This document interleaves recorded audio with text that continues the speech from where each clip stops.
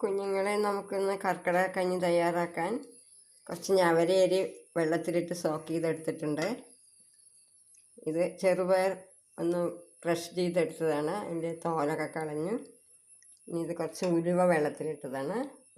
ഇതെല്ലാം കൂടെ കുറച്ച് വെള്ളം ഒഴിച്ച് നമുക്ക് കുക്കറിലേക്ക് ഇട്ടിട്ട് വേവിച്ചെടുക്കാം. കുറച്ച് നാളികേര പാൽ കൂടി വേണം. സിമ്പിളായി നമുക്കിത് ചെയ്തെടുക്കാം. കർക്കിടക മാസത്തിൽ ശരീരത്തിന് സംരക്ഷിക്കുന്ന ഈ ഭക്ഷണമൊക്കെ എല്ലാവരും ചെയ്ത് നോക്കണം. നമ്മുടെ ആവശ്യത്തിനുള്ളത് നമുക്ക് എടുക്കാം. അങ്ങനെ അളവൊന്നുമില്ല. ആവശ്യത്തിന് വെള്ളം ഒഴിക്കാം. ഇതൊന്ന് അടച്ച് വെച്ച് വേവിക്കാം. ഇത് 2 വിസിലിട്ടിട്ട് ശേഷം ഇറക്കി വയ്ക്കാം. കുറച്ച് നാളികേര പാലെടുക്കാം.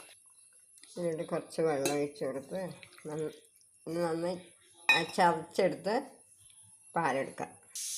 ഇത് 1 കപ്പ് പാലെടുത്തിട്ടുണ്ട്.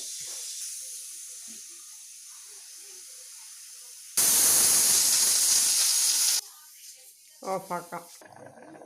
വെന്തിട്ടുണ്ട്. നമുക്കിനി ആവശ്യത്തിന് ഉപ്പ് ചേർക്കാം.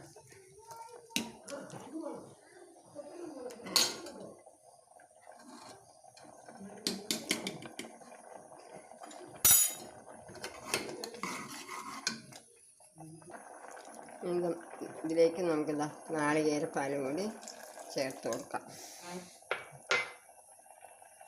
ഇത് കുറച്ച് വെള്ളം ഒഴിച്ചാണ് നാളികേര പാലെടുത്തത്. അതുകൊണ്ട് കുറച്ച് ചെറുതായി ഒന്ന് തിളക്കട്ടെ.